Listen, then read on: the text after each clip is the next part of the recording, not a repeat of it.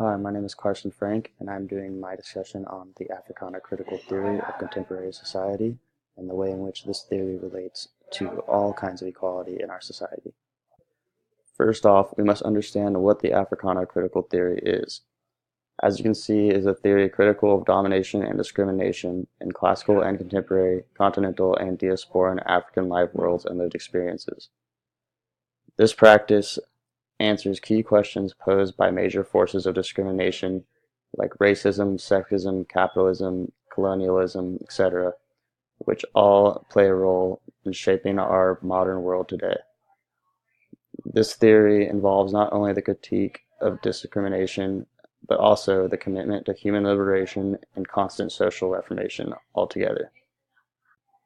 Now let's take a look at the role that this theory plays in radical politics, social theory, and Africana philosophy specifically. In radical politics, this theory is a great example of reformation even when people are not in support of the Reformation, which can be used in all kinds of controversial topics from the present to the future. With the social theory, we can just straight up relate these ideas of the theory with other theories of controversial topics in our society. Through the Africana philosophy, we can incorporate the Africana perspective of discrimination and recognize other kinds of discrimination in our society. Now let's take a look at the Africana growth so we can relate it to other kinds of growth. Because even though we have not reached complete equality already, things have gotten better and will continue to get better the more the time goes on.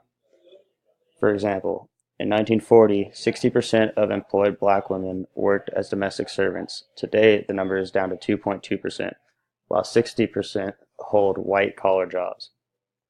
In 1958, 44% of whites said that they would move if a black family became their next-door neighbor. Today, the figure is 1%. In 1964, the year of the Great Civil Rights Act was passed, and only 18% of whites claimed to have a friend who was black. Today, 86% say they do, while 87% of blacks assert that they have white friends. Now, as we recognize and learn from the growth of African American equality, we can work to achieve a peak level of equality throughout all of the top 5 forms of equality in our nation, which are civil equality, political equality, social equality, natural equality, and economic equality. Thank you for listening to my discussion.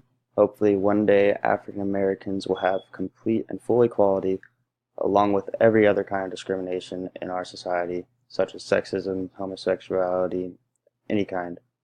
Thank you again.